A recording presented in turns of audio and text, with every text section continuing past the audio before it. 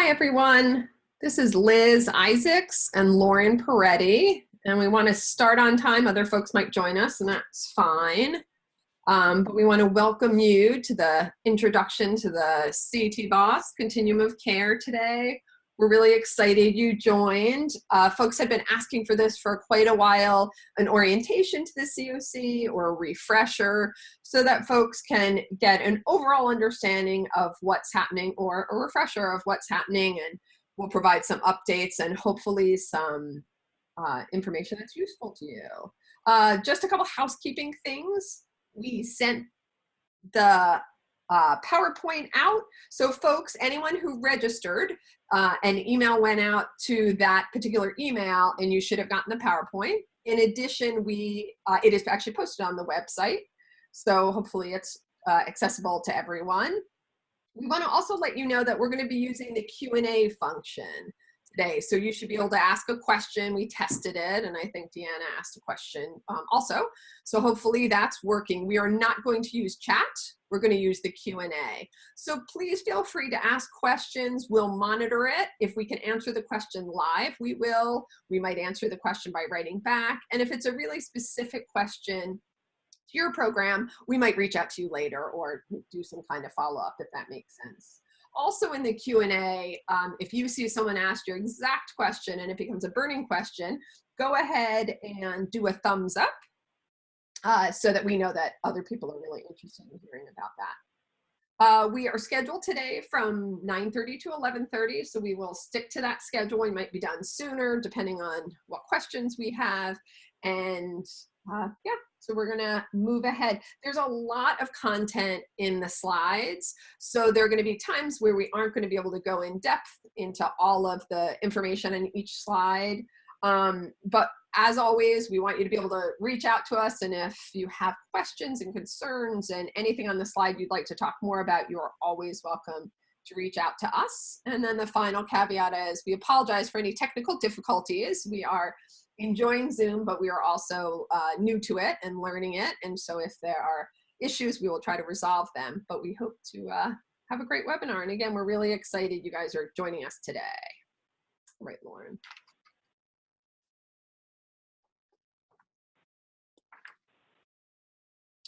So this is our agenda for today. This is what we hope to cover.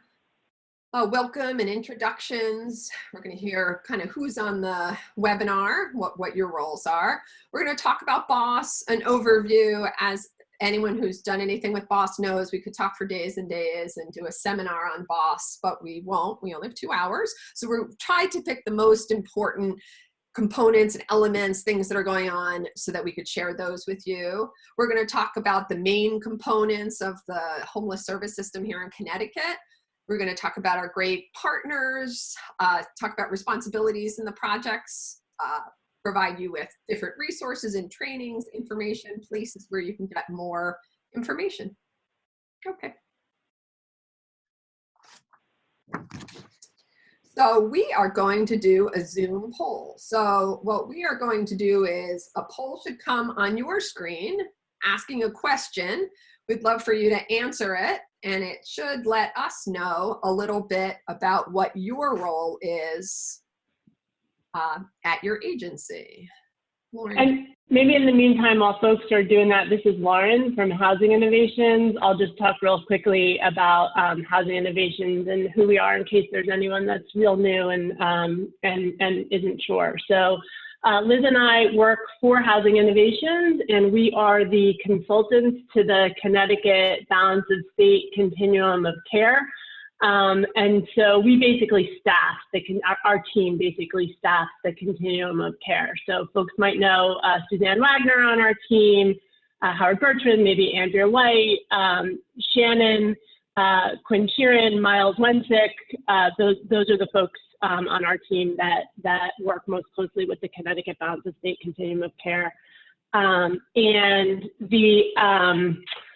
Liz and I have both been working with the Connecticut BOSS for many years now. So I think I started with Connecticut BOSS in around 1999, and Liz, I think you were somewhere around there as well. So, so yeah, we're glad to be here with you guys today. All right. So we can see folks answering the poll.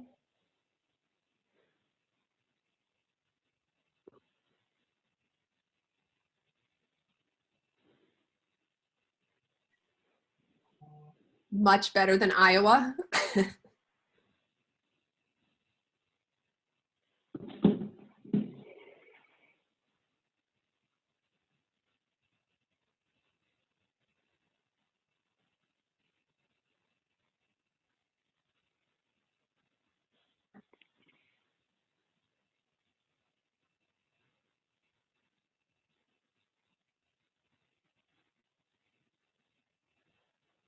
Liz, why don't we go ahead and just give Sure. rough Sorry, I'm results. watching the screen. Great. So folks can see who's on. We wanted to let people know who's on the call. We have service provider staff here, about half the folks, some housing coordination and LMHA people, just a few, but we're happy to have fiscal people with us and people that play other roles. So hopefully what we'll talk about will be relevant to all. And like we said, please feel free to use the Q&A box and ask a question if you have something to ask us about. Great. And I'm going to end the poll.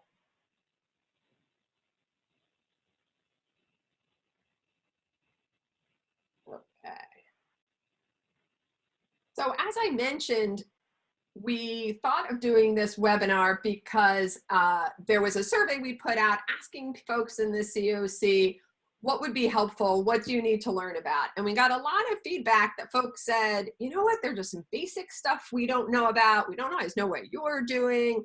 There are a lot of letters, numbers, things going on, and we don't always understand the context or what's happening. And it would be really helpful to get the basics of the CoC. So this is the CoC 101, and we hope that when you are finished with this webinar, you will understand about the responsibilities of a CoC, different things that make up the homeless services system, who the key partners are and what their roles and responsibilities are, how you can reach out to them, what the job is of grantees, people who have grants, of what CoC projects are responsible for doing. And what we really want to make sure you leave this is with a understanding of how to get more information so that you easily can find our website, we give you our emails, and that you just know you can always reach out to us if there is anything you need to know about, and hopefully we'll provide some other helpful resources along the way. Thanks. So we're going to do, like I said, a broad overview of what CTBOS is. So what is a continuum of care? A continuum of care is a group of people coming together to prevent and to end homelessness. This is required by HUD. So there is no HUD funding available to regions and areas unless they have a CoC in place. And the CoC is in charge of doing the planning, the strategic use of resources. The CoC does coordination. And in Connecticut, we have two CoCs. So CTBOS and Opening Doors Fairfield County ODFC. We do coordinate with them. We attend each other's meetings. And as you all know, it's a small state, so we try to work closely together. Thanks. So the annual CoC competition. So we sometimes hear this called the NOFA, the Notice of Funding Availability. And each year, HUD awards over $2 billion throughout the whole country, and continuum of cares across the country compete with one another. You'll hear us talk about the consolidated application, what we submit. There are different parts to this. So we have information on that housing count. We need to provide information on metrics, on how we're performing, on engagements, on strategic planning, and all sorts of things. It's a lot of information, and I'm sure some of you are on the webinar. You've gotten calls from Shannon and from me, and we ask you lots of questions about all the really good work we're doing. And this is the time of year that we brag about all the great work that's happening in Connecticut, and we show HUD what's happening in our CoC. In addition, and most of you, any providers who have done a renewal know this part, you do project applications. So every renewal each year is required to do a renewal. Depending on the year, sometimes they're very similar, sometimes they're changes. If there's a new project, a bonus project, they also need to submit a project application, and this is done annually. For new projects, in April or May, the CoC puts out a request for applications, a request for projects, our RFP process, and organizations are able to submit an application to us, and that's the first vetting process. If it's accepted, then it is submitted to HUD. The third part is the priority listing, and this is where all of the projects are ranked, and we submit it to HUD in a certain order, which we can talk about on the next slide. So the way projects are ranked, it's determined by how folks do on the renewal evaluation, which we're going to talk about in a little while. It's also had to do with systems gaps and considerations about how money should be spent. Higher projects are scored in, higher ranked projects go in tier 1. And in general, these get funded unless there's a real problem with the application. Projects that are ranked lower are in tier 2, and those projects are dependent on how well the CoC application scores. So if the consolidated application score is very high, and the consolidated application is what the CoC submits, where remember we're bragging about everything that's going on and showing what's happening in the CoC, tier 2 projects may be ranked. If the score is lower, they may not be. So that varies each year. And every year, it's tighter and tighter competition. It's really tough because there's a lot of good work being done all over, and unfortunately, there just aren't enough resources to meet the needs of every CoC. Okay. So how have we done? We haven't gotten our scores yet for 2019, but you can see how we did in 2017 and 2018. So in 2017, we scored 19 points above the weighted average or mean. And in 2018, we scored a 7.75 above. So historically, we have done better than the average, but as we really just always want folks to know, it's super competitive, and we're going to talk a little bit more about where the scores come from, but it's just very important that we do well, because the scores impact the amount of funding we get. And so that's why you see us running around like chickens with our head cut off as we talk about NOFA and the scores and how well we do, because it is directly linked with our ability to continue getting funding. So on this slide, you can see what the lowest score was in 2018 nationally, what the highest score was, 190, and what our score was, which was 174.5. Okay. So what does the funding look like? What are we funding? So several weeks ago, we found out that our tier 1 and the domestic violence rapid rehousing bonus was funded. So just over $41 million. Tier 2 funding isn't out yet. We don't know. And when we ask, they just say soon. So we hope it's soon. So we know how 2018 funding was split up. So in 2018, we got $37.5 million, and we funded 104 projects. I'll show you a slide on how we funded it soon, but we do permanent supportive housing is the vast majority. We do transitional housing for domestic violence and youth. We have rapid rehousing, which we continue to build each as the years have been going on. We fund HMIS and the coordinated access networks, and then there is a planning grant that also is funded. Okay. So this is the CoC funding distribution, just gives you a visual of how we're spending our money. Overall, you can see, again, the vast majority is permanent supportive housing, but that rapid rehousing number has continued to grow. Sorry about that. Keeping me on my toes, Lauren.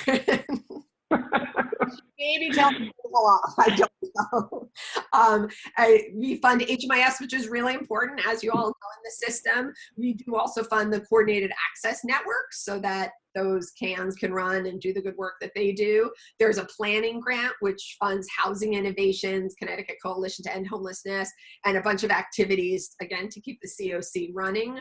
We have support service only grants that are not related to coordinated access or entry, just at 1.3%. And we talked about transitional housing. So this is our system. This is how we're funding it. And it may change slightly with 2019, but I don't think greatly. But it just depends on what gets funded in Tier 2. And then we'll let you know. Okay.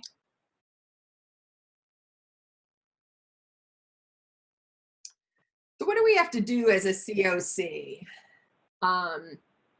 We have a bunch of responsibilities. We need to fund projects that are needed so that folks have permanent housing. We need to continue to always be planning and be strategic in how we are using resources. And again, as we know, there are never enough resources, so it becomes more and more important that we're using them effectively and really trying to meet the needs of the people in our CoC. We need to make sure that we're always using data to look at our performance as a CoC, and we always want to figure out how can we improve what's happening, and we want to effectively share those data with providers and the community at large. We always establish policies to make sure that projects know what they're supposed to be doing, what the CoC is supposed to be doing, how decisions are made. We provide technical assistance to make sure that projects know what they need to do in terms of complying with federal and local requirements.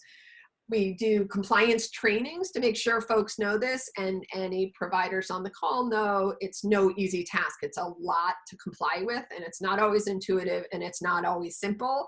And so one of our tasks is to ensure that folks really know what they need to do so they can keep their money and effectively serve the folks that they're serving. Every year we submit an application. As we talked about, the annual CoC program competition, and we want to make sure, just like I was mentioning, we have an effective HMIS system, that we have an effective coordinated entry system through the CANs, and that every year we count folks through the point in time as accurately and completely as possible. Okay. So what do the numbers look like? So this is the state. So just want to clarify, make sure folks know. So this is both the balance of state and ODFC. So this is the combined. And you can see that there's been an overall reduction of 32% since 2007. So that's fantastic. It's moving in the right direction. If you look at the blue, that represents individuals where they're ups and downs, but ultimately has come down. And the green below it, people in families. So you can take a look at what family homelessness has done. And there has been a huge reduction. So that is good news. And we will talk more about the point in time count, but just for folks who are new to it, that is a one night. Folks do either late at night or very early in the morning count to understand, if just one snapshot, one point in time, how many people there are. And that is different from an annual count, which counts all the people for the entire year. So this is just a snapshot of the night, who's homeless that night. And HUD requires that we do that the last 10 days, one of the nights in the last 10 days in January. Okay. And now we'll look at CoC, just at balance of state CoC. To look at a reduction, and we are looking at 2018 to 2019. And I will tell you, just so you know, we are working on being able to do apples to apples. But as many of you know, Danbury used to be part of our CoC in balance of state. It made more sense for them to move over to ODFC because of geography and the folks and service areas for folks. And so currently we can only do kind of apples to apples right now from 2018 to 2019, but you can see a reduction all around unsheltered transitional, the total number of folks, the sheltered folks. So again, moving in the right direction as we look just at the balance of state with a reduction in homelessness.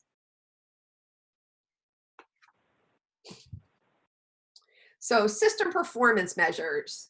These are very, very important, and we're going to talk about them a couple different times. But as we're talking about the overview of the continuum of care, the system performance measures are all the data that come from providers. So they come from emergency shelters, transitional housing, permanent supportive housing, rapid rehousing. In some cases, the measures only look at CoC funded projects, but many of them look at any project that is in our CoC. So we're going to look at the length of time people have been homeless, if people are exiting to permanent housing, the number of folks who are homeless. We just talked about this, the PIT and the annual counts. We're going to look at have folks increase their income. We want to know how many folks have been homeless the first time, and how many people are placing into positive exits, are exiting into permanent housing. So we're going to keep talking about these, but these data come from the information that you put into HMIS. It doesn't come from a special place. It doesn't come from somewhere else. It's all the information that you provide in HMIS that the shelters collect, that TH, PSH, all the different housing models. And we're going to keep talking about it and how important it is in some later slides.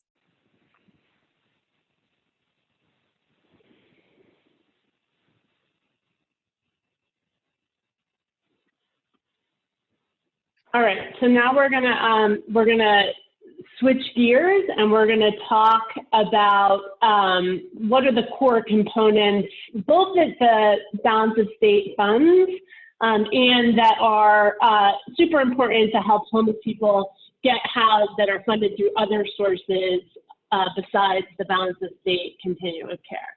So the first thing that we want to do is launch a Zoom poll. So bear with me 1 second while I do that. And the question is, what role do the coordinated access networks play? So you can start thinking about that while I get the poll launched. Oops, that did not work.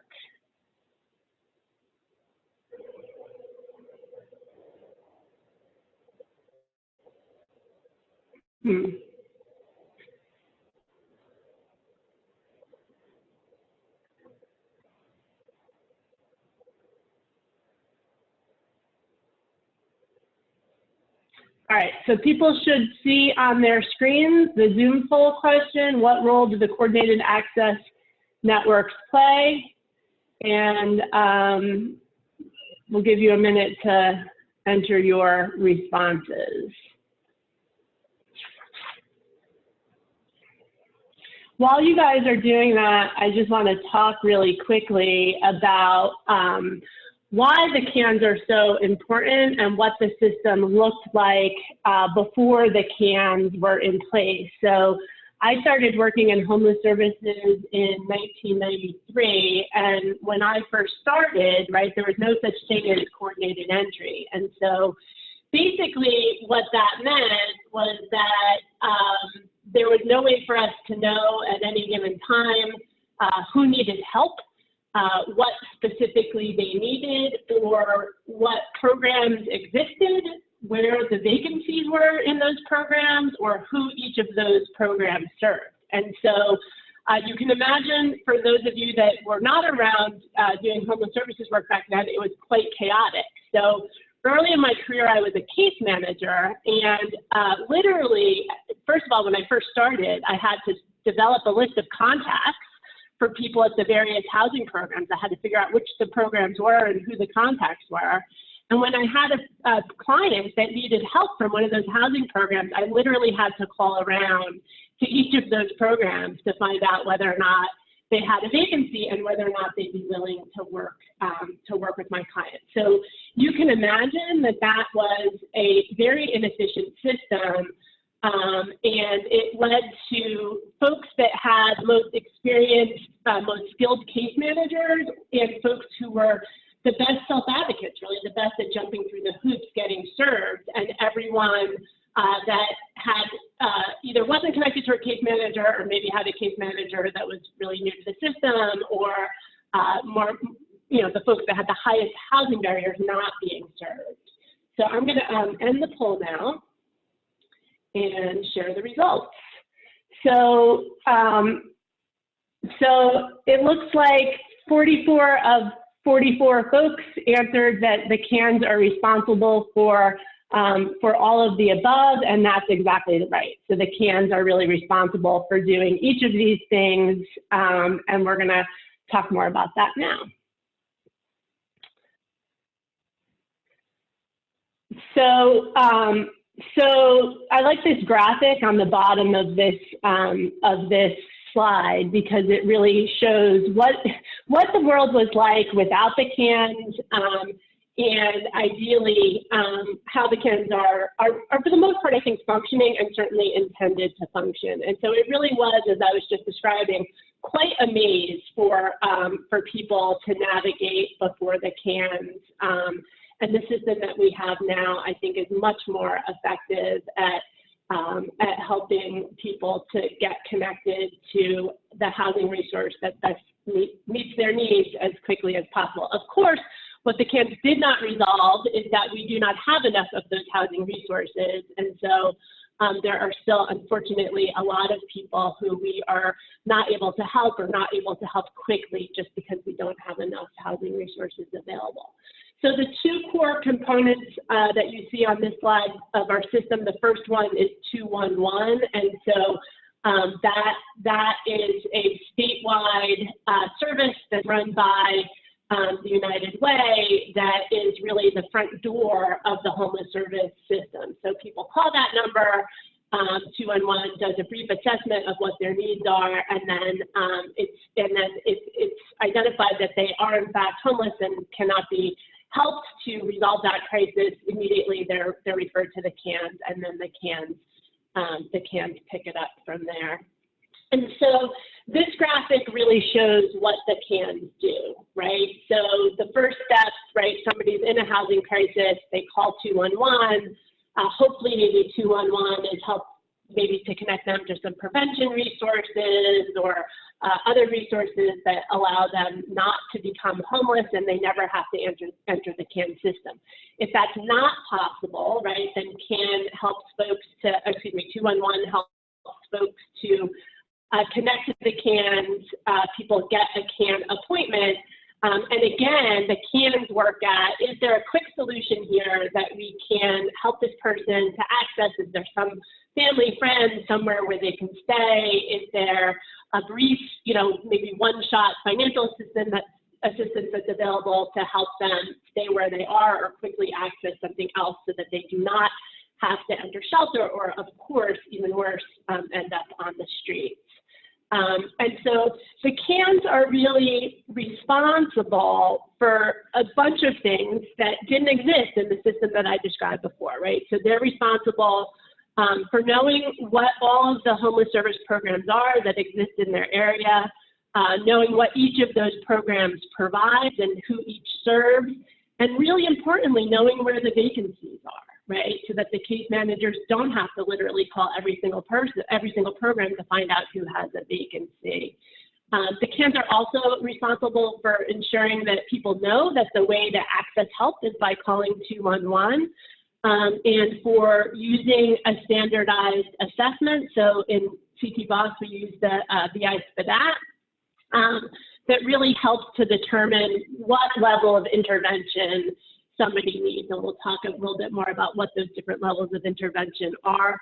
And then helping as many people as possible, we said this already, to access diversion resources and so that they don't have to end up homeless. And for keeping, we call it a by name list in Connecticut, keeping a list of everyone who needs help, with resolving their homelessness in that CAN.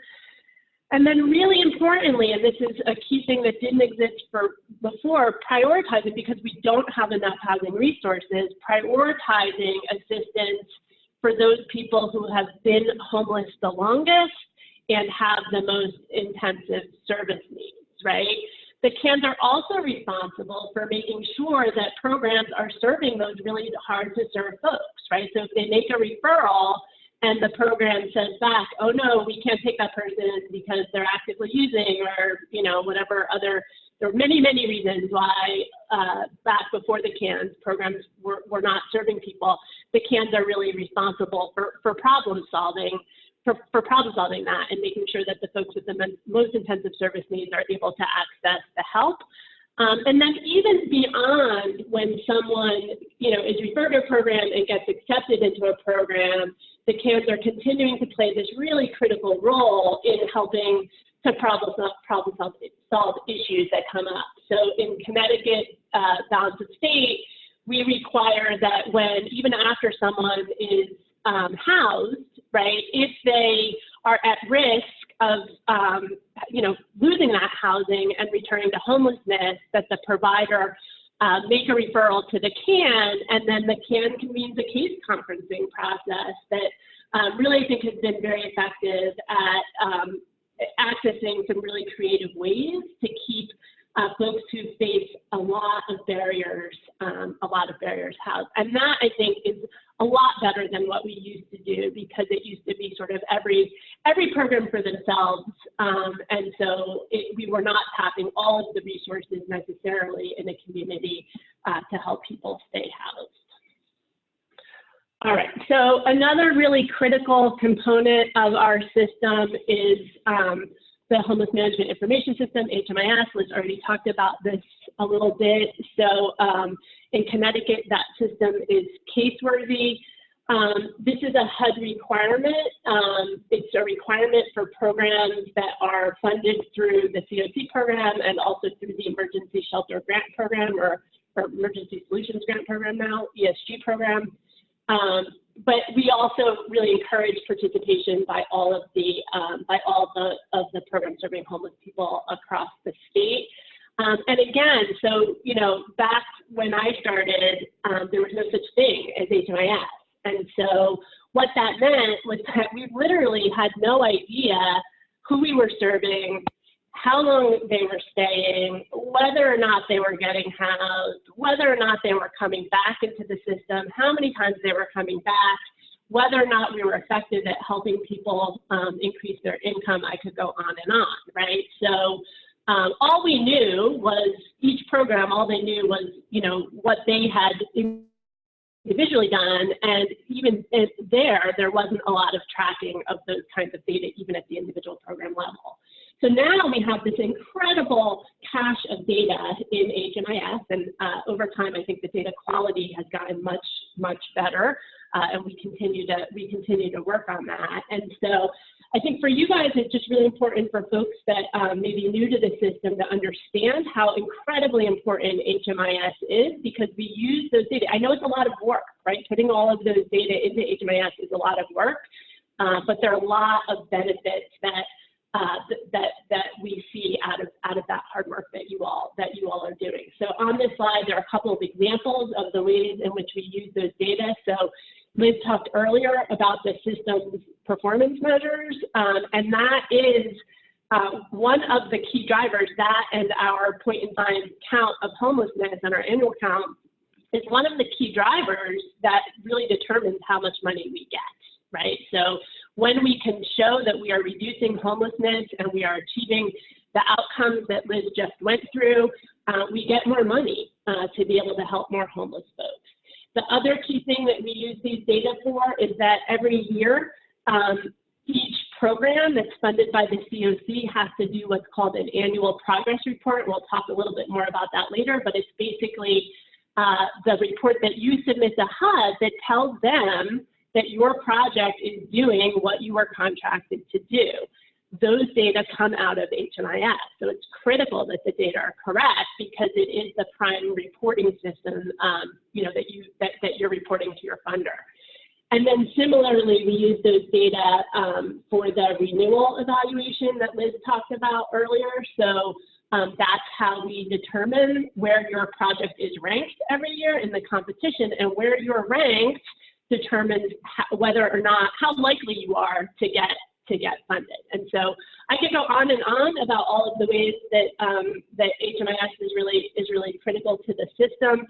The only other thing that I'll say is that we can now, because of HMIS, open up any record in the system and be able to see exactly where and and when someone was served, right? When they entered a program, when they exited a program.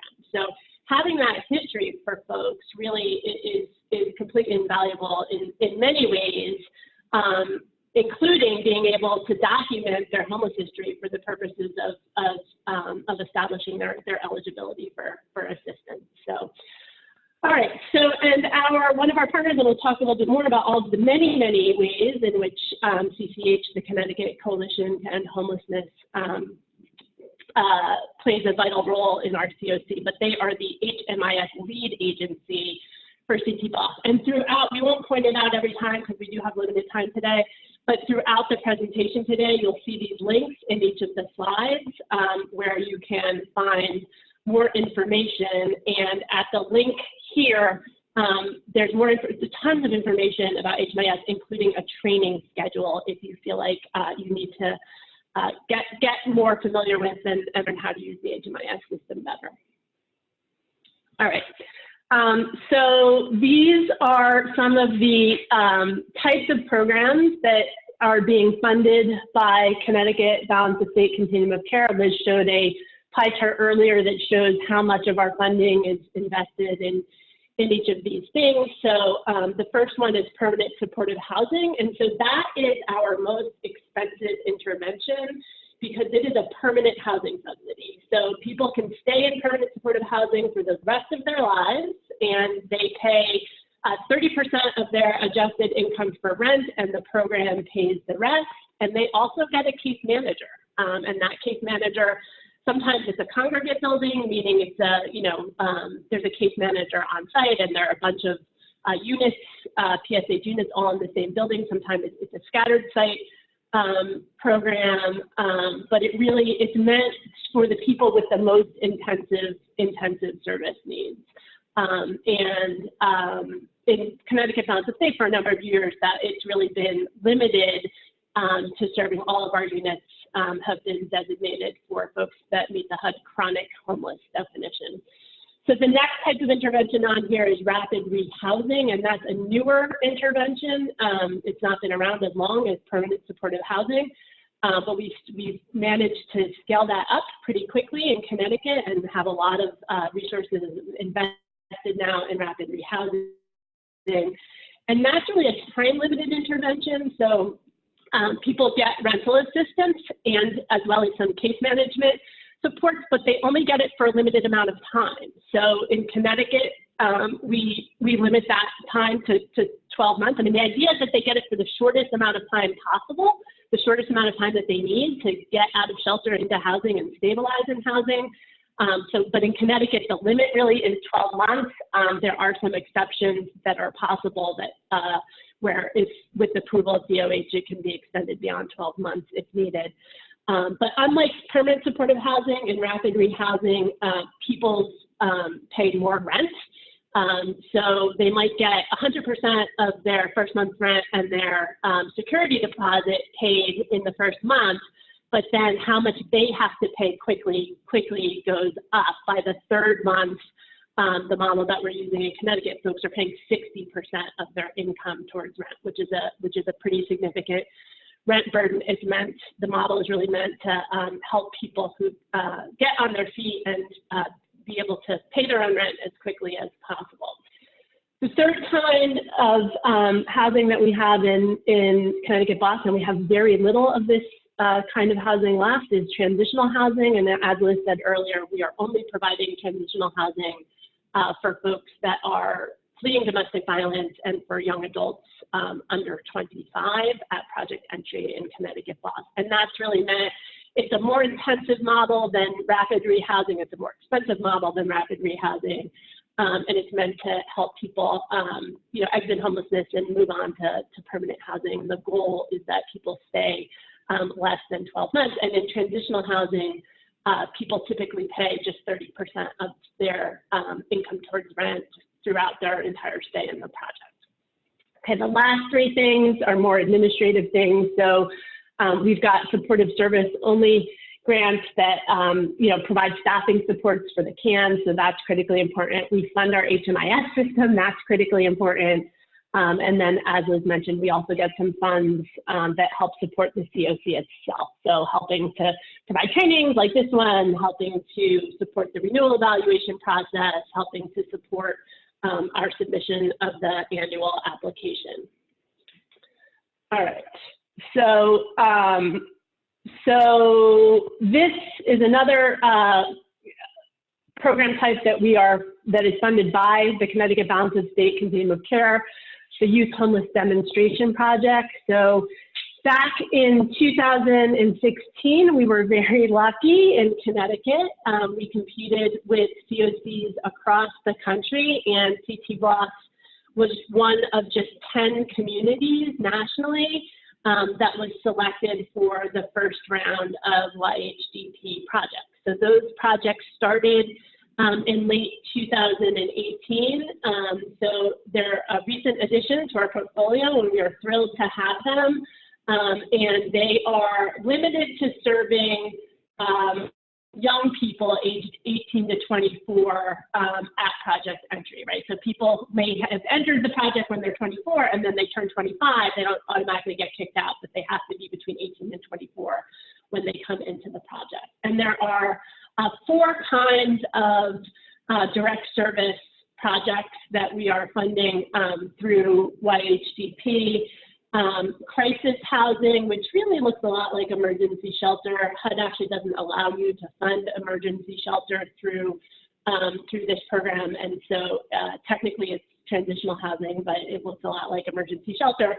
It is really meant to provide immediate access to a place to sleep and some services for young people who are literally homeless. We've got our diversion and rapid exit project, which is administered by CCH, the Connecticut Coalition to End Homelessness.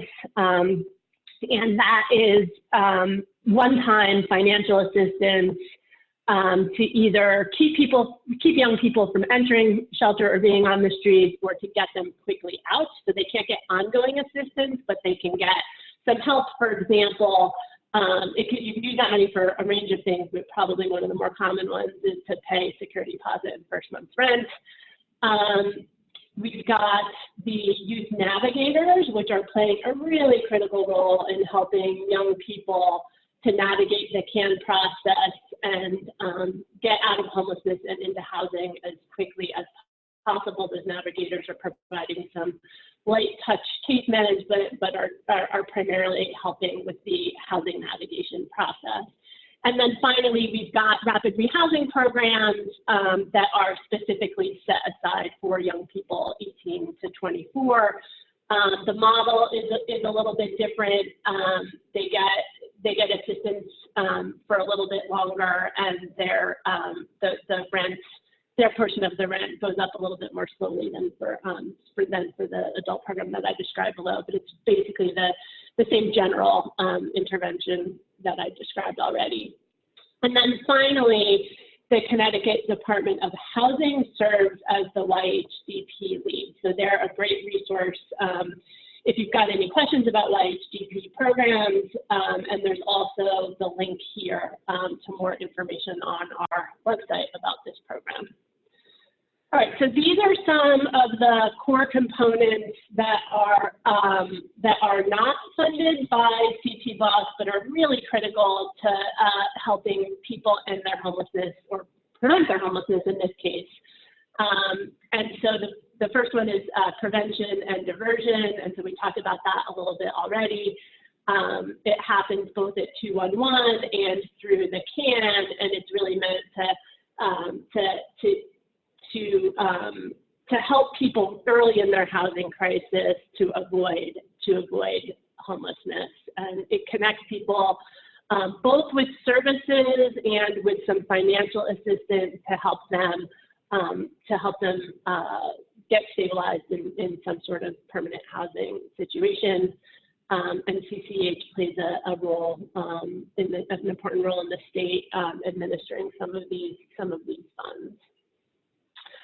All right, another really important component of the system that is not funded by CT BOSS is outreach. And so outreach programs really focus on helping people who are unsheltered to get off the streets and into housing. And so when we say sheltered, it really means people who are literally living on the streets, in parks, in train stations, in abandoned buildings, in sheds, people who are camping because they have no place else to live. There are a whole range of locations that qualify someone as being unsheltered. It's not necessarily just people who are living on the streets. And the biggest outreach program in the state of Connecticut is the PATH program. So that's Projects for Assistance in Transition from Homelessness. That project is funded by the federal government through SAMHSA, the Substance Abuse and Mental Health Services Administration, and it's administered by DEMIS. The thing to keep in mind about the PATH programs is that they're only allowed to serve people who have a serious mental illness, including people who have a co-occurring mental illness and a substance use disorder. So they're not, though they can provide case management, they're not able to do that for folks that don't have a serious mental illness. So those programs are providing case management. They're also providing outreach, going out onto the streets, finding people, helping them to trust and engage in services, and helping them to navigate the CAN process and ultimately get housed. There's one of those projects in each of the CANs. And then some communities also have additional outreach teams other than PATH, although PATH is the primary provider of outreach in Connecticut. There are some communities that have some private funding that they're using to do outreach. There are some communities that have outreach specific for HIV and AIDS, with people living with HIV and AIDS. There's some outreach programs that are primarily targeted to youth. And then DEMIS, the State Department of Mental Health and Addiction Services, I believe has just one remaining homeless outreach team, and those are state funded and state staff that provide that services, primarily PATH. Okay, and then of course, another critical component of the system is emergency shelter, and BOSS does not fund any emergency shelter. CoCs are not allowed by HUD to fund emergency shelter. Ideally, people stay in shelter only very briefly and are helped to quickly find some more permanent place to live. But we know because the cost of housing in Connecticut are so high and we do not have enough affordable housing, unfortunately, people are sometimes staying for a long time in shelter. And so shelter is really what is provided by shelters across the state varies quite a bit. All of the shelters are, set up to meet people's basic needs, helping them to survive homelessness, literally, making sure they have a safe place to sleep, making sure they have something to eat, making sure they have a place to shower and to do laundry. The level at which shelters are able to provide case management really varies quite a bit. You've got some shelters that offer some pretty intensive case management, and some shelters that don't have any designated case management, and that other providers in the community are trying to fill those gaps and provide some case management to those folks. And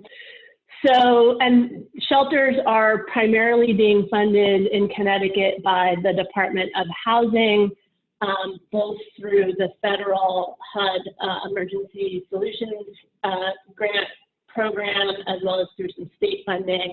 And then we've got some shelters that are completely privately funded as well, that are playing a critical role in some communities in the state. Okay.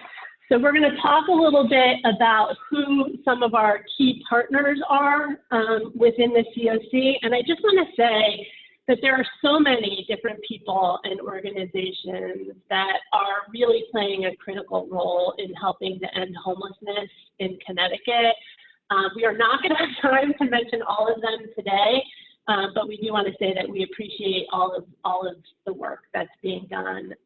That we would not, that graph that Liz showed earlier that shows the tremendous progress that's been made in Connecticut, that cannot happen without very hard work from a whole bunch of different organizations across the state. But we're going to focus on those that are most directly involved in CTBOS. And so the first one is the U.S. Department of Housing and Urban Development, or HUD.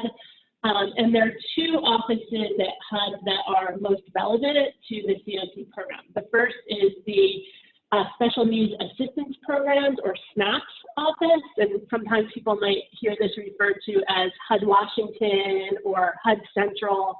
So this is really the, the central office in DC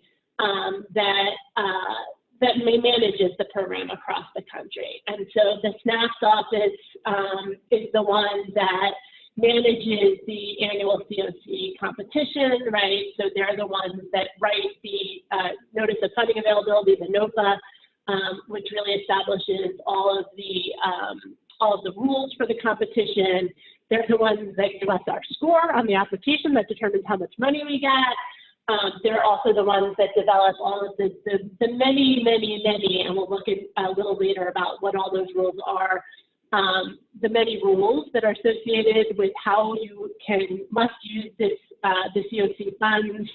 And they also manage the National Technical Assistance Program, that provides guidance to field offices, to CoCs, and also on a more limited basis directly to grantees, which are organizations that receive CoC funding.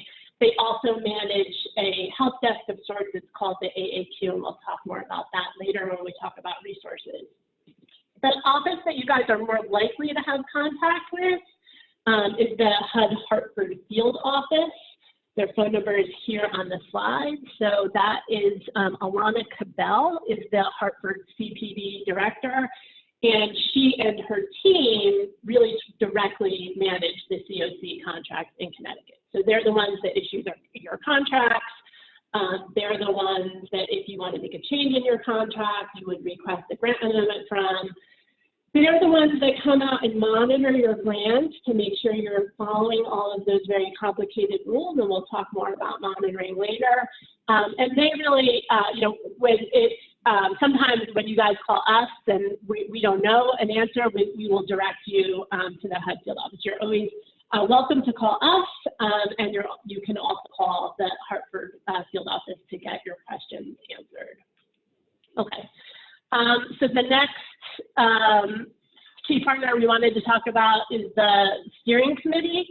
And the steering committee really is the governing body for the continuum of care. So the steering committee is the group that establishes all of the policies. So they vote on any policy change to adopt any changes we want to make. They're the group that's really responsible for coordinating all of our efforts to make sure that we are making progress towards ending homelessness. They're responsible for gathering and analyzing all the data that we use to determine, what people need and what versus what's available and where the gaps are. And how best to spend our limited resources, right? So do we need more permanent supportive housing for single adults? Do we need more rapid rehousing for young people, et cetera? Where are our critical gaps and how are we going to spend our money every year?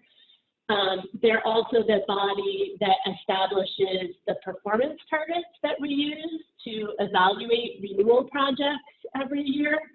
And they're the body that takes action when projects perform poorly. So typically this takes the form of if a project does not do well on the annual renewal evaluation, that agency is not eligible to apply for new funding. The steering committee is also authorized to defund projects that consistently perform poorly. And then we at Housing Innovation, the steering committee is really the body to whom we report. So we take our direction from them, and we also staff the steering committee, right? So we help with minutes and agendas and that kind of thing. So, okay, we're gonna do another Zoom poll here. So, and the question, you can start thinking about it while I get the poll launched, is do you know who represents your CAN on the CT BOSS steering committee? So every CAN has a representative. Do you know who yours is?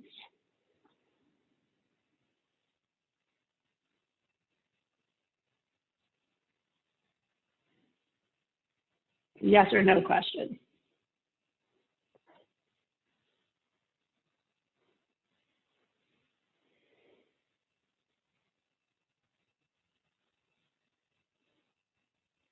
All right, well, that looks good. So we've got about 70% of our folks are reporting that they know who their steering committee rep is, and about 30% are reporting, I'll share the results with you, are reporting that they're not sure who the representative is. So I'm actually very encouraged to know that 70% of you know the answer to that. So that's great. I think we might have some old hats here on the call today, not just folks who are new to the system.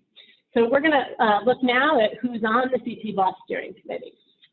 So this slide shows a couple things. It shows our relationship to the Reaching Home campaign. So the steering committee is a part of the Reaching Home campaign, which is a statewide interagency effort to end homelessness that is really sort of guiding the strategy statewide, and has all of the key governments and a bunch of other, advocacy and direct service organizations that are meeting regularly to, to really make sure that there's an effective strategy to end homelessness in the state of Connecticut. And we are a committee of the CT BOSS is a committee of Reaching Home.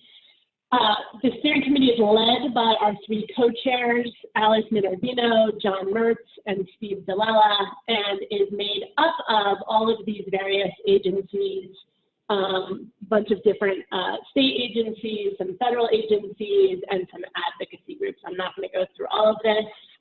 And then our next slide shows, if you were one of the folks that wasn't sure who your CAN representatives are, these are the current CAN representatives to the steering committee.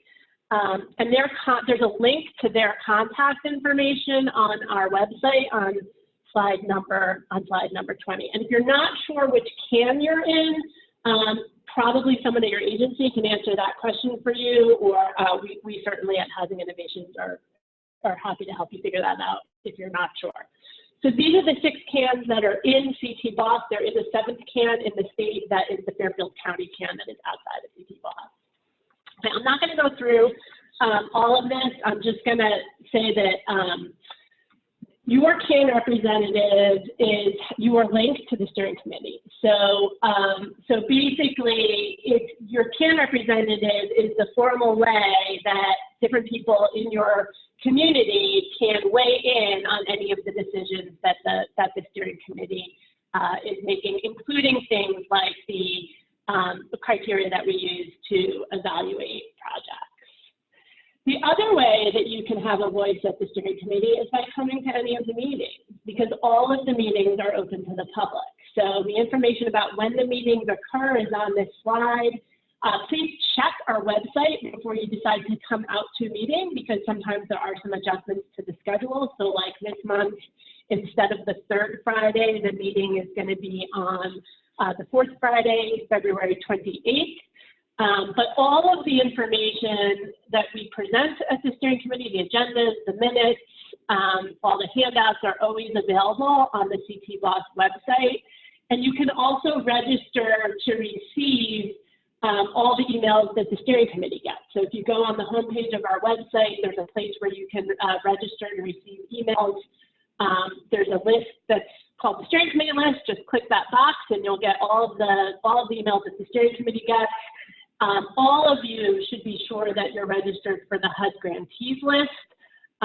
which is the prime way that we communicate with projects that are getting funded through the CoC. So we invite you to come out to check out the information on the website and also to come out to a meeting if that's of interest to you.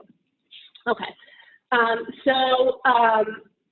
our key partners from the state agencies that really make, provide a lot of support and really make the continuum of care work. The Department of Mental Health and Addiction Services, they serve as our collaborative applicant. We'll talk in a minute about what that means.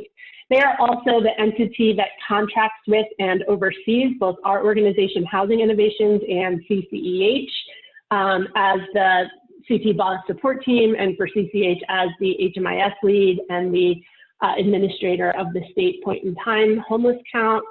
DMIS also plays an important role in our PSH project. So they receive a lot of the PSH projects throughout the state. DMIS is the grantee, so they receive the money directly from HUD and then subcontract with different nonprofits around the state. DMIS administers the rental assistance for a lot of the permanent supportive housing projects, and they also, and this is super critical, provide a lot of services funding outside of the CoC pot for those projects. And what that does is it allows us to serve a lot more people because we can spend our CoC dollars on rental assistance to get more units up and running, because DMIS is providing a lot of services to people around the state, both mental health and addiction services that they provide through the local mental health authorities, as well as case management services that are designated to various PSH projects around the state. So they also administer the PATH program, and Alice Minervino is one of our CoC co-chairs. So basically, this is just what is a collaborative applicant. So each CoC is required by HUD to designate an agency to be the collaborative applicant. That organization is responsible for making sure that the application for the money gets submitted every year, and for making sure that the planning funds are well spent to support the CoC, and making sure that we are meeting all of our responsibilities, all of the things that we are required to do by HUD. Another key partner is the Department of Housing. So they are the Youth Homeless Demonstration Project grantee. The Youth Homeless Demonstration Project lead agency. They also play a similar role, being the rapid rehousing grantee, as I just described for DMIS. So they get almost all of the rapid rehousing money in the state, and then sub-grant it to various nonprofits, and they contract with AIDS Connecticut to do the rental assistance administration. They also staff the CAN, so many of you probably know Lee Shields and Cara Copobianco, who help staff our CANs. They are DOH employees. They fund 211.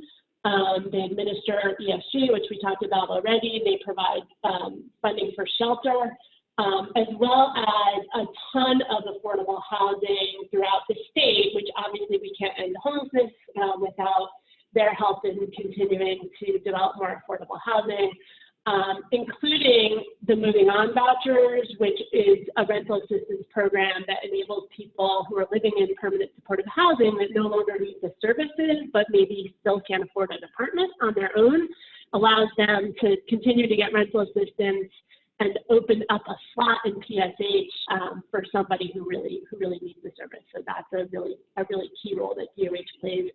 And Steve Dell'Ella is our CoC committee chair. And then CCH, we talked a lot about CCH already. So they are our HMIS lead. They're the organization that oversees Nutmeg, which is the IT contractor that provides a lot of the IT support for HMIS and that staffs the HMIS help desk. CCH also leads our annual point-in-time count. I'm not going to go through all of this stuff. There's a lot of different roles that CCH plays, including staffing the HMIS steering committee.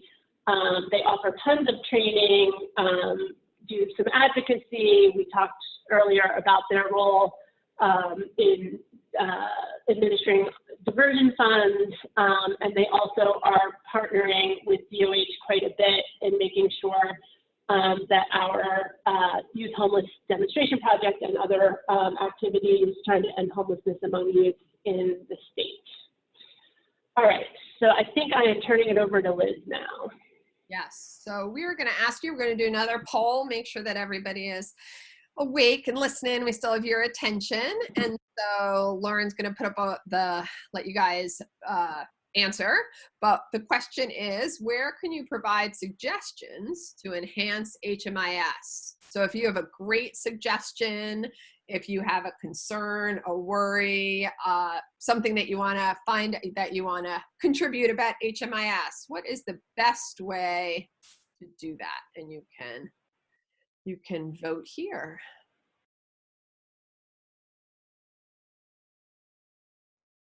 We'll give you another couple seconds, let folks weigh in, and then we'll share the results.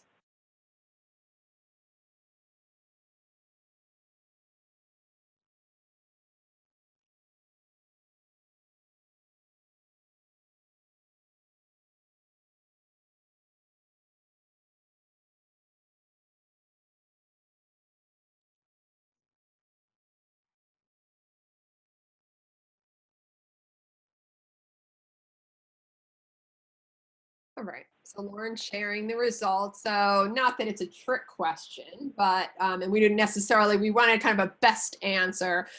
So we could have done an all of the above, because all of these places really could take information from you about HMIS, but kind of the best answer here, and where we'd love folks to provide information, is to the HMIS steering committee. So there's an HMIS steering committee meeting that happens, and if you need information about that, you can reach out to us. You can reach out to Nutmeg or CCH, as Lauren mentioned. CCH staffs that. And Linda Casey is very anxious and eager to hear what folks have to say about HMIS, what suggestions people have, and how HMIS can be more user-friendly and be something that we've talked a lot about it, but that can help you, help your community with data, and help us continue to get funding. So again, there are lots of different ways to provide suggestions, feedback, questions, comments, concerns, but the HMIS steering committee, those are your go-to folks if you want to talk about HMIS. So Lauren's going to go to the next slide so we can continue to talk about key partners. And these are our, another key partner would be the folks on the HMIS steering committee. And this group meets, I believe, monthly. And they are in charge of sort of setting the rules and the guiding principles for what HMIS looks like. So they set policies, they make sure that user agreements are in place. As anyone knows from working with HMIS, there are privacy concerns, there are all kinds of concerns about making sure that the data are protected properly. And so this group is in charge of overseeing that and making sure that privacy is protected, and that any other policies and procedures that need to be in place for HMIS are. They establish the minimal data elements to be collected by HMIS. So the minimal data elements are what has to be collected in the programs, through the programs. They advise the steering committee and work with CCH on selecting software and other vendors. As Lauren mentioned, Caseworthy is the vendor, and they selected that. Change probably happened a couple of years ago, 2 or 3 years ago, and they played a critical role in making those decisions about choosing a vendor. They work on data quality and taking a look at the data we have and establishing benchmarks.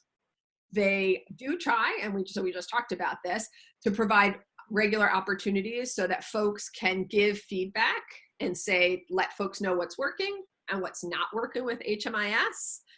And they look at different priorities. So folks will come and say, I would really like to be able to look at the programs like this. We really need data to give to a funder like this. And so the steering committee will look at all the different requests folks have, because Some people don't like data, but people who really like data might want to see it in a different way. And again, want to present it to their community, to their CAN, to their funder a certain way. And the steering committee says, yes, let's use our resources to look at things this way, or no, we can't quite do that. Because as you can imagine, lots of different folks have lots of different requests on how to look at these data. And so it has to be prioritized. Okay. So another key partner, AIDS Connecticut. So this is the group run by John Merz. They play the role of being the rapid rehousing rental assistance administrator, the rent administrator. It's an agency that is not for profit that ensures that all people impacted by AIDS have access to health, housing, and support services. And John is one of our 3 chairs. So as Lauren mentioned, Steve DeLella, Alice Minervino, and then this is John Merz. So he is one of the 3 CT BOSS Steering Committee chairs. And Housing Innovations, and that's us. And Lauren talked a little bit about this, but we staff the CoC, so we do whatever is necessary to make sure that the CoC can run agendas, minutes, information, pulling folks together, doing a lot of coordination. Some of the staff from Housing Innovations do monitoring, so you've probably met a few of us through monitoring CoC projects. We evaluate the renewals, so we are in the throes of that right now. Folks have submitted change request forms if they're looking to change anything up on their renewal evaluation. Folks already have received their first renewal evaluation individual report, and then folks will get another one. So we run that process and make sure that people get their reports. We coordinate, as Lauren mentioned, with the CoC application. So that's a big job that starts in the summer for 60 to 90 days generally. We work really closely with our friends at CCH on system performance measures, and we are involved in the HIC and PIT, which we're just in the midst of also. So we've been in touch with a lot of you on that. And we do trainings like this, and then we provide technical assistance as folks need it. So this is the team. If you need to find us, you've got emails here for all of us. In general, Suzanne Wagner helps the chairs run the steering committee meetings. Lauren, Shannon, Miles, and I do support and do a lot of work with the CoC, and then other folks are brought in as needed. And this is the team, and we'd love to, hear from you. Please don't sit on a question or a concern. As Lauren mentioned, we may need to send you somewhere else to the right person, but you can always start with us and we will get back to you. So we're going to talk a little bit about project roles. So if you have an award, you also have responsibilities. So if you've taken money from HUD and you are a grant recipient, there are a whole slew of responsibilities that you've basically agreed to do.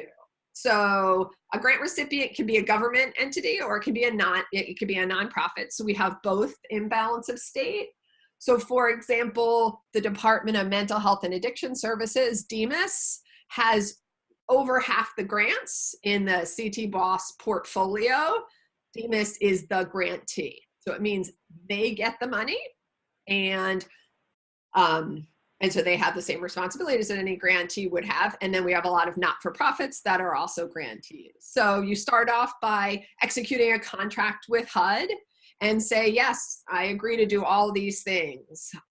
You're responsible for the project. So if you're the grantee, the buck stops with you. You may have sub-recipients, we'll talk about that in the next slide, who do much of the work. But at the end of the day, if you've decided to be the grant recipient, you've signed up for all the responsibilities and roles that HUD is assigning to you. So you are gonna be in charge of drawing down the funds. You're gonna need to make sure you have money for your project. Lauren talked a little bit about the annual progress report, and you are in charge of ensuring that that gets submitted every year. And that's really important. And HUD is now tracking if agencies are submitting them on time or if they're late. And we won't belabor the point, but it's start early on your APRs because they take longer than you think they will. And they really are important to get into HUD and to get into HUD on time. Sometimes grantees want to switch up their projects. And so they might want to submit a contract amendment. The grantee is in charge of doing that. And the grantee is in charge of ensuring that CT Boss gets all the renewal evaluation we need, the project applications that go to HUD. Grant recipients are in charge of the technical submissions. So it's a big job, and it's a lot of work, and it's really important that folks know if you're going to apply for a new project, everything that's involved in. And I think what's really important is for projects that each year renew, share with their staff when there's staff turnover, when a new person is brought into the organization, really what these roles are, because it's really important. And I don't think we can stress enough that the responsibilities come with being a grantee, and it's very, very important that these are followed so that you continue to get money and you don't lose your project. Okay. So these are some of the roles that a nonprofit subrecipient or nonprofit service provider might do. So while you're not the grantee, being a subrecipient is really important too, because you have a lot of responsibilities to fulfill as well. So the grantee is paying you, and then you may be the one to provide the services to the tenants. You might help with locating housing. You might be in charge of entering into HMIS, entering the information to HMIS, and you're always going to report back to the grantee. Same thing for the nonprofit service providers. You receive non-CoC funding from DEMIS, possibly. You may or you may not. You may get funding from a different source. You would provide services to the tenants. Depending on your role and your agreement with the grantee, you might help with housing location. You may also, again, help with entering data into HMIS and other assigned roles that you've agreed upon with the grantee. So it's very important that grantees and subrecipients are very clear about who is going to do what in the project. As I mentioned, the buck stops with the grantee on many of those HUD responsibilities, but they may assign a lot of different tasks to a subrecipient. And it's important that there's good communication about what everyone's job is. And then, for example, it comes up a lot, spending will come up. Where the project may not be spending all of its money, and the subrecipient might say, oh gosh, I didn't know that, or the grantee hasn't shared that with me. We hear lots of different frustrations when there isn't communication around, when, again, for example, spending. So it's really, really important that everybody's on the same page, that there are regular meetings or ways to communicate with one another to make sure that the assigned tasks are happening, because again, HUD requires a project to complete many tasks, and you always want to get your money, and you always want to be able to serve your folks effectively. And so part of that is everyone doing their jobs and everyone being really clear about what their jobs are. So the last slide on project roles is the nonprofit housing providers. So you may have someone who's, as a housing provider, administering the rental assistance and doing all the tasks that are associated with this, with income determination and rent calculations, HQS, making sure that housing quality standards, inspection is happening, conducting rent reasonableness, making sure the lease gets executed. And these folks also might help with housing location. Okay. Continuing with project roles, you might have an LMHA, a local mental health authority, that is involved. So they are state funded, but some are operated by DEMIS and others by nonprofits. And in some cases, the LMHA is the primary service provider for participants, and in others, it's the housing provider. So the LMHA may play different roles, but it's really important that you know who your LMHA is, no matter what role they play, because they are critical to area. They provide critical services. They have mobile crisis. They have a whole host of services that should be serving the tenants that folks are serving in the community, or depending whatever your role is, it is just important that folks know that this is a really, really important resource. Okay. So this is a sample project. So we've been talking about grantees and subrecipients. What does a project look like? So for a rapid rehousing project, HUD provides the funding. Then you look down, and the grantee is the Department of Housing. So remember, we've talked about all the responsibilities a grantee has. In this scenario, those belong to the Department of Housing. Then the Department of Housing needs help to make the project happen, so they have several subrecipients. So they have a subrecipient in ACT, and ACT is the housing provider and provides the tasks that we noted before. The subrecipient for service, because the grant is in both New Haven and in Hartford, there are several subrecipients. And so there is a subrecipient in Hartford, there's a subrecipient in New Haven, and these folks provide the services and all of the different tasks and responsibilities we noted before for a subrecipient. So, as I mentioned, and maybe belabored the point, once you take money from HUD and you have a CoC project, there are a lot of rules and responsibilities. And as Lauren mentioned, it's not easy, and we're here to help, and there are a lot of different resources, but it's taking on a lot, and there are required tasks that folks have to do if they have HUD funds. And we're going to talk a little bit about some of the responsibilities and why they matter and what aspects of the CoC they're impacting. Okay.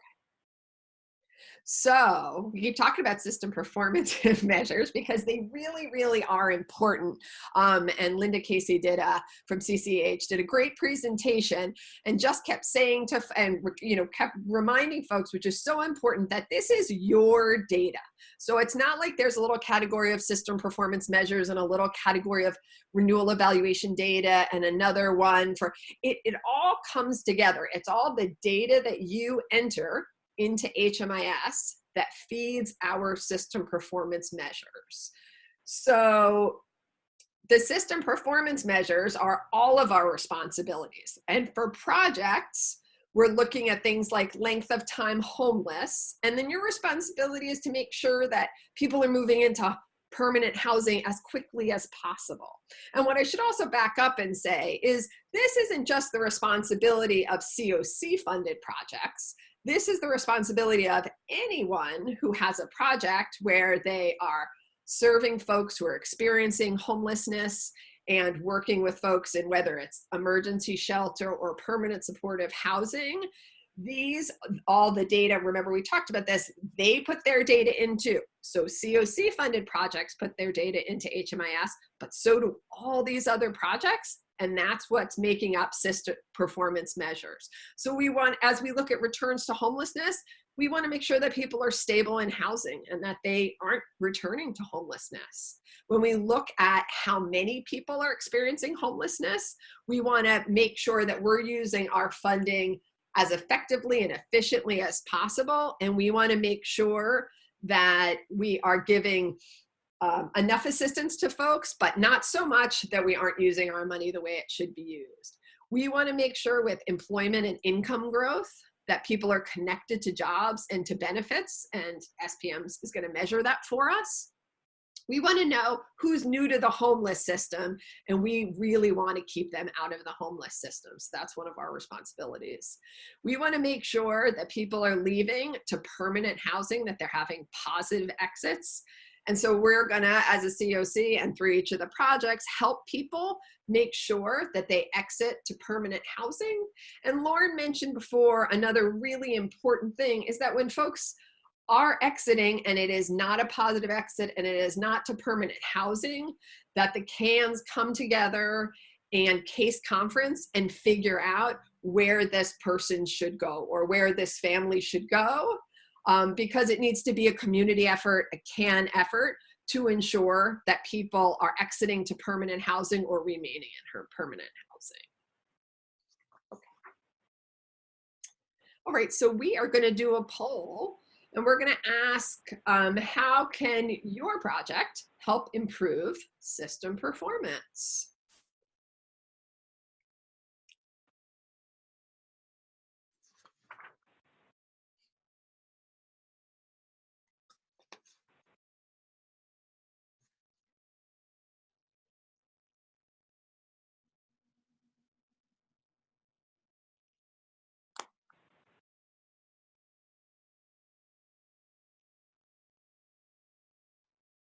Okay, so Lauren sharing the results, and yay, all of the above. We're going to continue to talk about system performance. We'll talk about this quickly so folks can see the results. So you want to make sure that when folks are no longer in your program, they've been properly exited. You want to make sure that you are keeping HMIS data up to date. So if someone has income change, want to make sure that gets in, for example.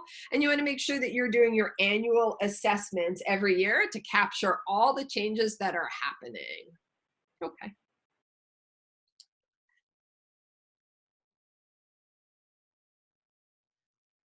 So we're going to talk about the housing inventory count and the point in time count, which is very timely because we are all in the midst of looking at those data, and folks just finished doing the point in time count in January. So it's really, and Lauren stressed this, it's really, really important that folks participate in when we ask for information and when CCEH asks for information for the housing inventory and for the point in time count. And for folks who are new to this, like I said, the point in time count is the annual count in all CoCs nationally for people experiencing homelessness on a single day. And the HIC is the housing inventory count, which is the inventory of all the shelters, the transitional housing, the permanent supportive housing, and the rapid rehousing and other permanent housing that is for people experiencing homelessness in each CoC. So hopefully you now have an understanding of the HIC and the PIT. HUD requires each year that CoCs submit the information on the HIC and on the PIT. So they want to know what our entire inventory looks like in terms of housing, shelters, et cetera. And they want to know how many people we counted on that night. We also want to know as a CoC, because we want to know what interventions need to be planned, what strategically we need to do to keep ensuring that that number goes down every year and that we are working towards ending homelessness. So what can you do? What's your responsibility? Make sure you get your data in and you get it in on time. Make sure that all the data that you do give us is accurate. And participate in your community's unsheltered count. So I was at the point in time debrief yesterday, and in most cases, the regional coordinators felt like they had enough volunteers and that they had a good turnout, but there are always a few people who said they'd like some more. So if you participate, I would encourage you to continue to participate. If you haven't participated, we would encourage you to next year get involved and be a volunteer. And if you receive money from the Continuum of Care, so if you get BOSS CoC funding, if you have a grant, you are required to participate in the unsheltered count. It's really, really important that there are provider agencies as part of the count, because folks on the ground really, we have great community volunteers, but provider volunteers, as you can imagine, really provide expertise and help. So please consider doing that. And if you do it, thank you and keep doing it. Okay. So we talked a little bit about this, but why do these matter? Why do we keep asking you about this? So we talked a little bit about it, the importance of HIC and PIT and SPM so we can do planning. But for the, I'm going to call the HUD NOFA, the application that we provide to HUD each year on behalf of the CoC, about a third of the score is from system performance. So how many people are homeless, how we are performing in terms of length of time homelessness, all the different system performance measures that we've gone through several times with you, that impacts our scoring by 1/3. So we always want to make sure that we have accurate data, and we always want to make sure that we're doing better every year, that we have fewer folks, that people are homeless for shorter periods of time, that people are increasing their income, that folks are exiting to permanent housing. This impacts us, as we talked about before, the score impacts our ability to keep getting money from HUD. And so if we want to keep serving the folks we're serving and get new funding, it's critical that the data we have are correct, are complete, and that we're moving in the right direction. We also want to know what interventions are needed, as I mentioned before. Who needs them? Where do we need to put our very scarce resources so that we are moving towards ending homelessness? And looking at the HIC and the PIT data, along with system performance measures, allows us to help make those decisions. And so we're going to plan. We're going to decide, where are we going to spend our money? What are our funding priorities? And we're going to improve coordination among projects so that we know who's serving whom and where the need is.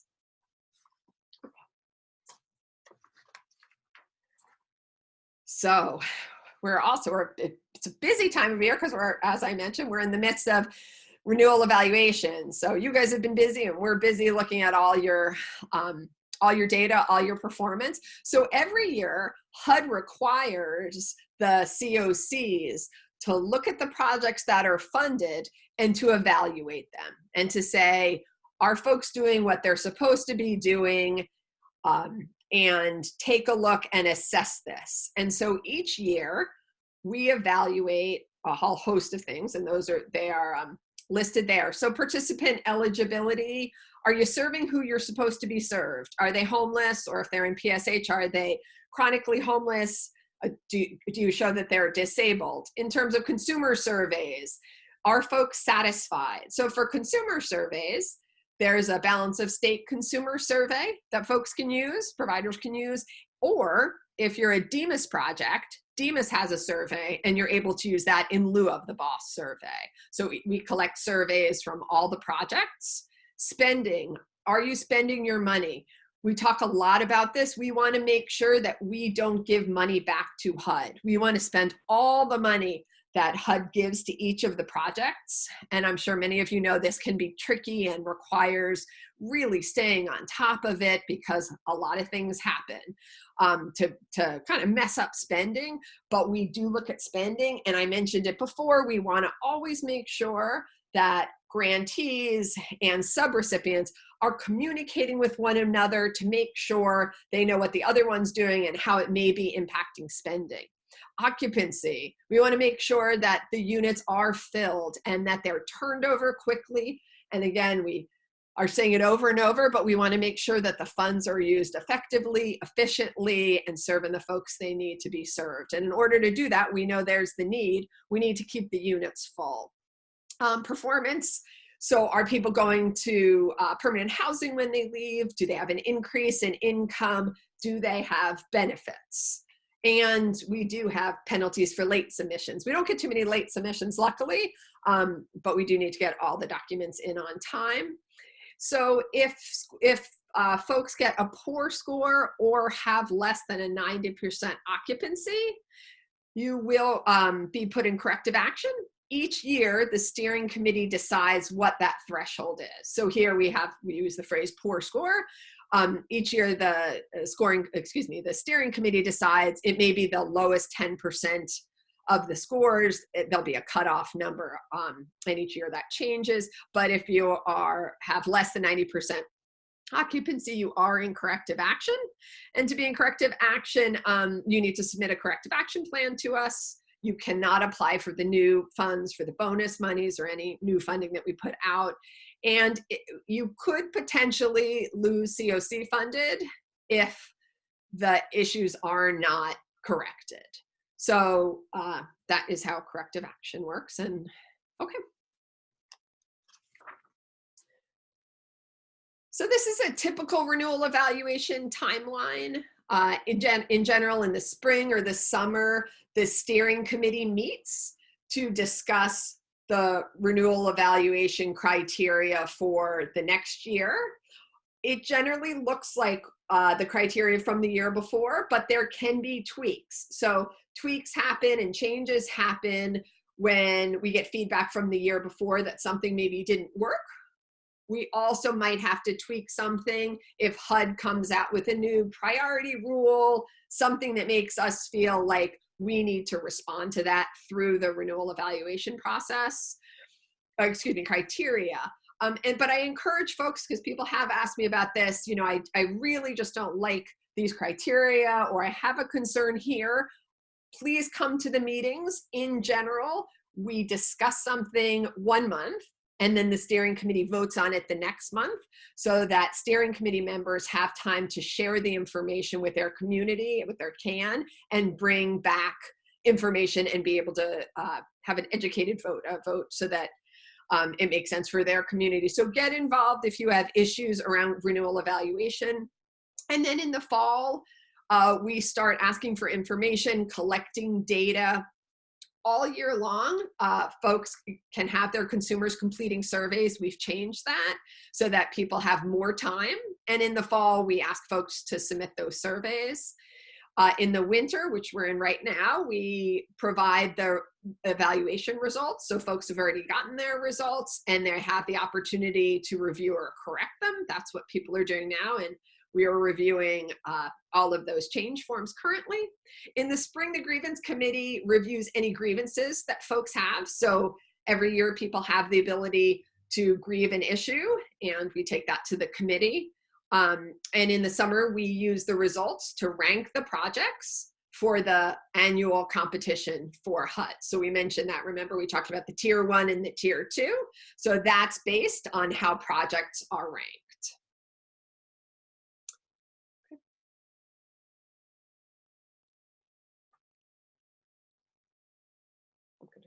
I'm sorry, and I'm going to do this last slide. So monitoring also. So sorry, Liz. Sorry, I was talking, but I was muted. Oh, okay.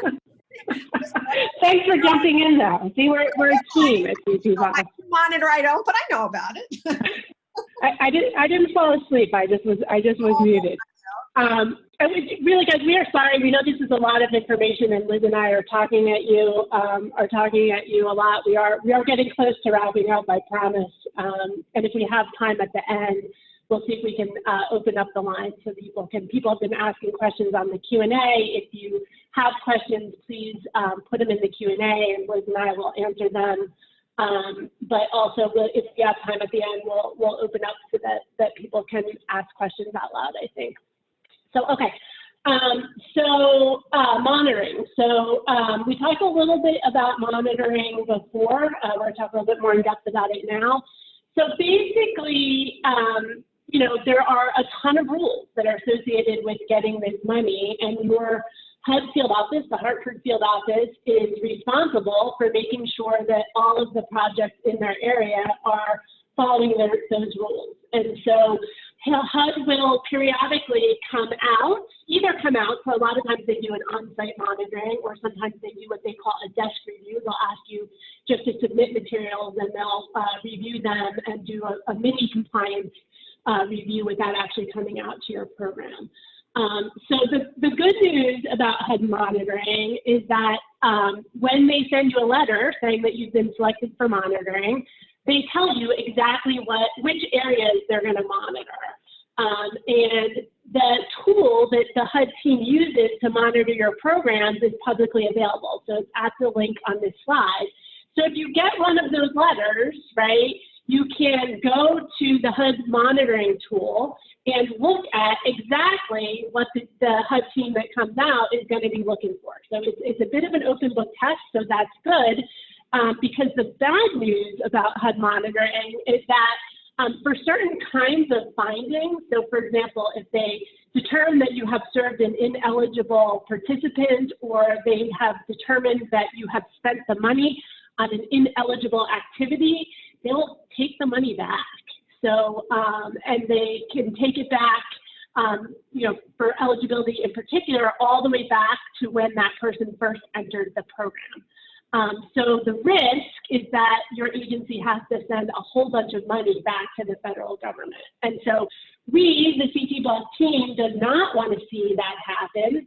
And so we also monitor projects. It's actually a responsibility of the COCs, that require COCs to monitor projects. And so we come out, we select a sample of projects annually, and we'll come out and do monitoring. And our monitoring is really meant as a technical assistance. It's really to help you understand what all the rules are and to make sure, or try to make sure that if HUD comes out, that you're going to have corrected any issues in advance of them coming out, and that you're not going to have to send any money back to the federal government.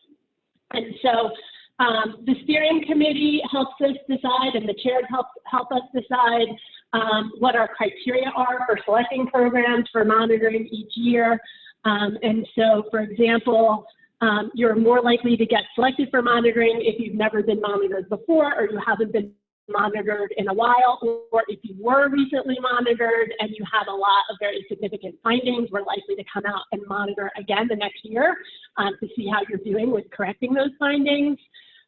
Bigger projects are more likely to get monitored than smaller projects, because the bigger the project, the more recapture risk there is. Projects that do poorly on the renewal evaluation that Liz just talked about are more likely to get selected for monitoring. And every once in a blue moon, we get a specific request from the field office to go out and monitor a project, or we get complaints from various partner organizations in the community, and those projects are more likely to monitor. So these are the links to all of the many, many, many federal rules that are associated with accepting this funding.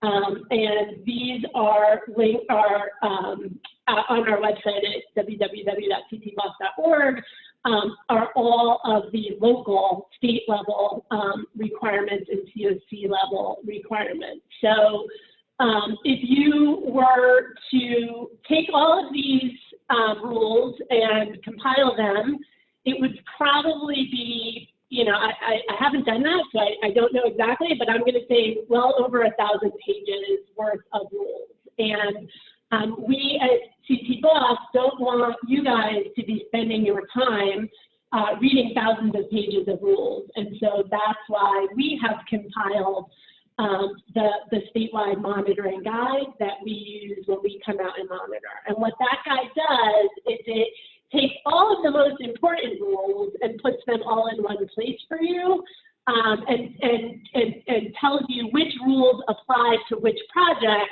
depending upon whether or not you're a rapid rehousing project or a permanent supportive housing project, and depending on whether or not you are getting money directly from HUD or through DEMIS.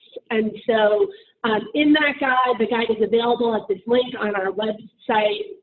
If we are going to come out and monitor, you might want to take a look at that guide before we come, because that will show you exactly what our team is going to be looking for when we come out and monitor. But I always like to say, because our monitoring really is meant as a technical assistance to you guys, don't feel like you have to, rush around to shore up your charts and make them look good for us. Really, the point of us coming out is to see things as they are, so that we can help you prioritize, which things are most important to make adjustments to most importantly avoid having to give money back. So whenever we come out, we do a very in-depth monitoring, because our goal is to find as many things as possible so that HUD doesn't find them.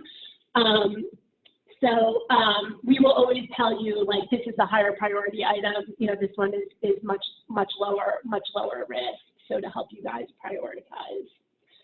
All right. So we've compiled a bunch of resources. It's embedded here on the slide. It's that little Microsoft Word document that's, if you see a little Microsoft Word icon on your screen, if you click on that in the electronic version of the slides, you'll access the document. The document is also on the CT Boss website, and it has tons and tons of resources We've also compiled, which is on our website as well,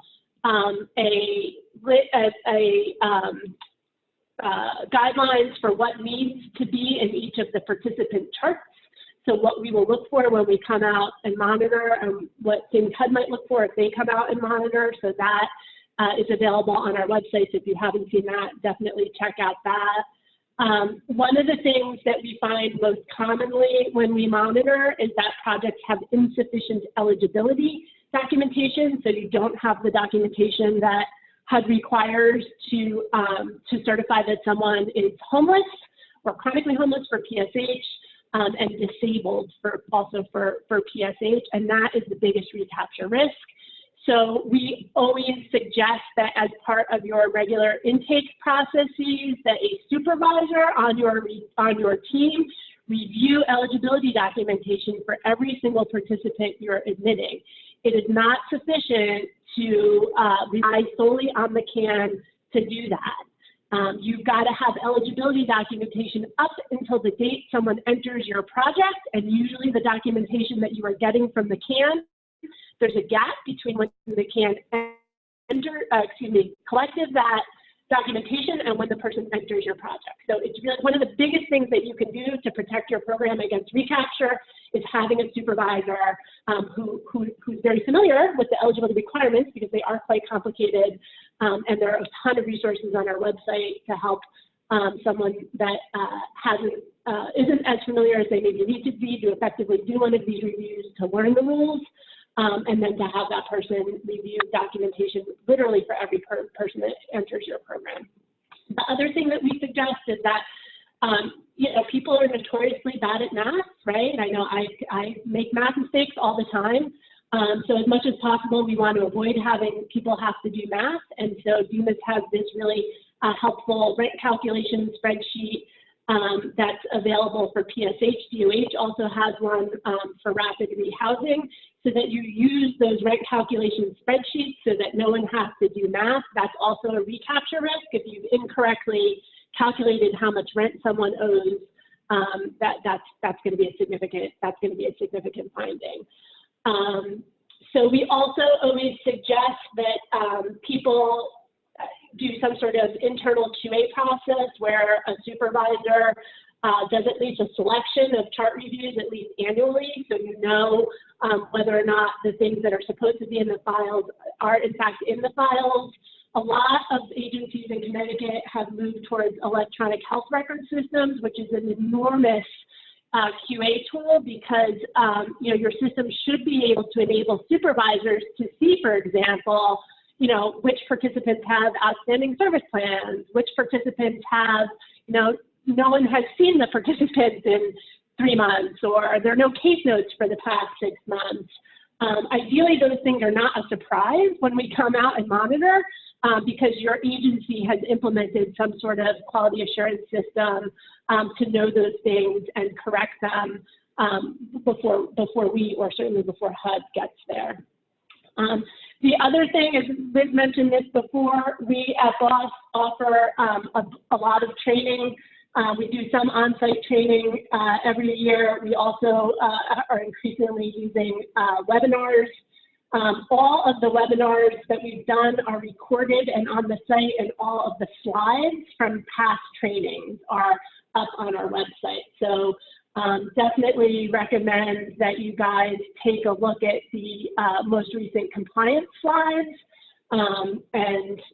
We are not scheduled this year to do an in-person compliance training. We're doing these kind of mini bites of these webinars, but probably next year we'll come and do in-person, several days of compliance training. All right, and then there's a ton of other resources also on the website that are linked here. Okay, so, whoops, I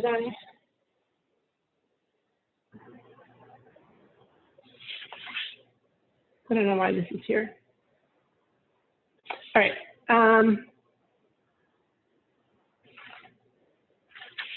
Sorry.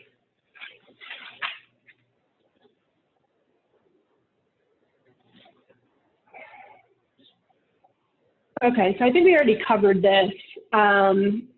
So I think I'm going to skip this. You covered this already, Liz. Okay, so I'm going to launch a poll here. How often must CoC projects submit an annual performance report to HUD? We talked about APRs already, but we didn't talk about when you have to submit an APR. So I'll give everybody a minute to answer this.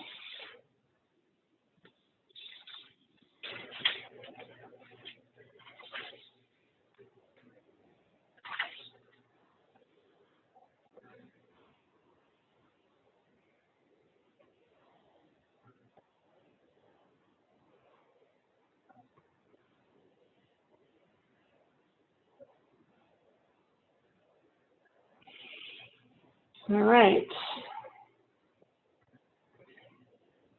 So 93% of you responded once per year, and that is the correct answer. So you are required to submit an annual performance report to HUD within 90 days of the end of your operating year. So every HUD grant has an operating year start date and end date, and within 90 days of that end date, you're required to submit an annual progress report.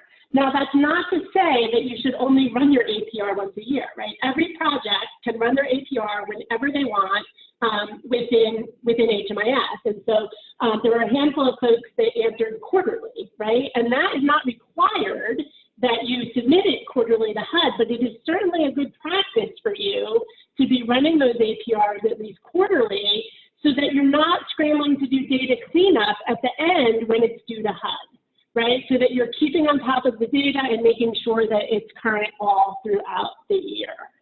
And, you know, it's not, so everything in your APR, I think Liz said this before, comes directly from the information that you're entering in Caseworthy. So that is one of the many reasons why it's so important that your HMIS information is up to date. There's a link here for instructions on how you can run your APR in Caseworthy. The data are submitted to HUD via the STAGE system, and there is a link here to find out more about how you do that. If you're new and unfamiliar with that, please check out this link. There's also a specific link for a training on how to do that STAGE submission. And again, we can't emphasize enough how important the APR is. It really is the prime way that you tell your funder whether or not you're doing the things that you committed to do in your grant. Okay, so this really provides an overview of all of the activities, the prime activities that make up part of our annual Continuum of Care schedule. And so we've got our point in time count. As Liz said, the last 10 days in January. That's also the same time that we compile the housing inventory chart, which basically tells HUD what are all the housing resources that are designated for homeless people in our CoC. We've got CT BOSS and DMIS. We also monitor on behalf of not just CT BOSS, but also statewide on behalf of DMIS. Monitoring usually happens beginning usually in December through June. We don't monitor during the competition because everyone is so super busy then. So we try to do all the monitoring from December to June.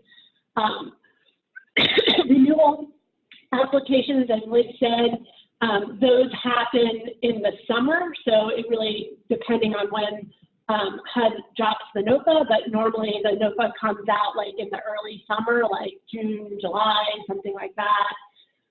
Sometimes they're very late. Renewal valuations, Liz went through the schedule for that already before. And then we've got our system performance measures, so that submission is in February, and then the APRs is dependent upon your own operating year. So really what this is intended to do is to help you guys understand what it's predictable, right? For the most part, what you're responsible for doing year in and year out in the CoC program shouldn't be a surprise, right? These things are gonna happen every year, more or less on this schedule, with the exception of some things that, you know, like the NOFA, we don't know exactly when HUD's gonna drop it, but we know about when. right, so we're wrapping up now. So these are just some additional links to resources. I said earlier I would talk about the HUD Exchange and the AAQ, so I'm going to do that quickly now. Excuse me, HUD has a website called the HUD Exchange. The link is here. There's a frequently asked questions section of that website, so that's a place that you can get questions answered. There are all sorts of training curricula available there. So if you've got new staff starting, you might want to check out and see what's available there that might be helpful to them. And then a really great resource on the Exchange is the AAQ. So that's basically HUD's official help desk. So if you've got any questions related to the CoC program, we always encourage you to ask us first. Usually we can respond to you more quickly than HUD can, but sometimes you guys will ask a question that HUD hasn't been clear about, right? So we don't know the answer to it, oftentimes because HUD hasn't provided the answer to it. So those kinds of questions, either you can submit directly to HUD through the AAQ, or we can submit on your behalf if you would prefer not to have your fingerprints on that question. We're always happy to do that. I will warn you that it's a mixed bag. Sometimes they respond reasonably quickly, rarely more quickly than within a few days. Sometimes they respond, but very slowly. It could take weeks or even months for them to respond. And unfortunately, there is a significant portion of the questions that we submit to AAQ that never get a response. So it can be a good resource in some ways, but it can also be a little frustrating when they don't get back. Okay, so these are just some upcoming trainings that we wanted to make sure you guys know about. Or some training resources that we wanted to make sure that you guys know about. All of the BOSS trainings are always listed at this link on the slide. There's the link for the CCH trainings, the link for the HMIS specific trainings that CCH and Nutmeg do, link to training on SOAR, which is a really critical program for helping people with get access to SSI and SSC. So that's something that your CAN wants to make sure you're sending people to the SOAR training. The CSH Housing Quality Initiative sponsors a bunch of trainings, and their training schedule is available here, and then the CT Fair Housing Center. All right.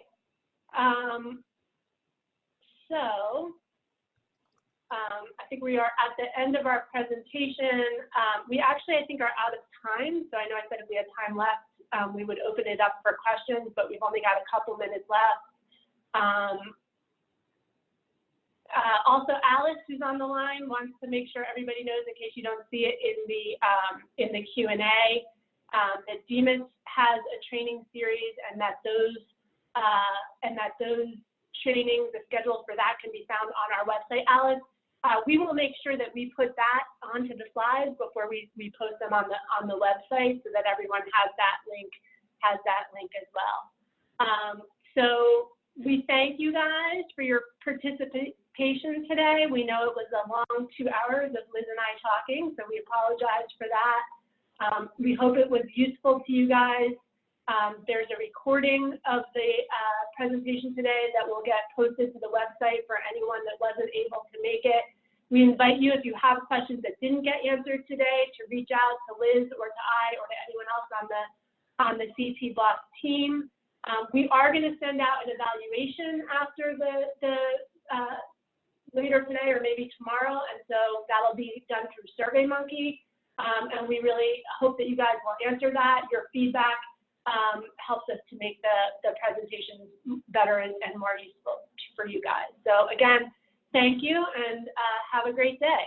Take care. Thank you.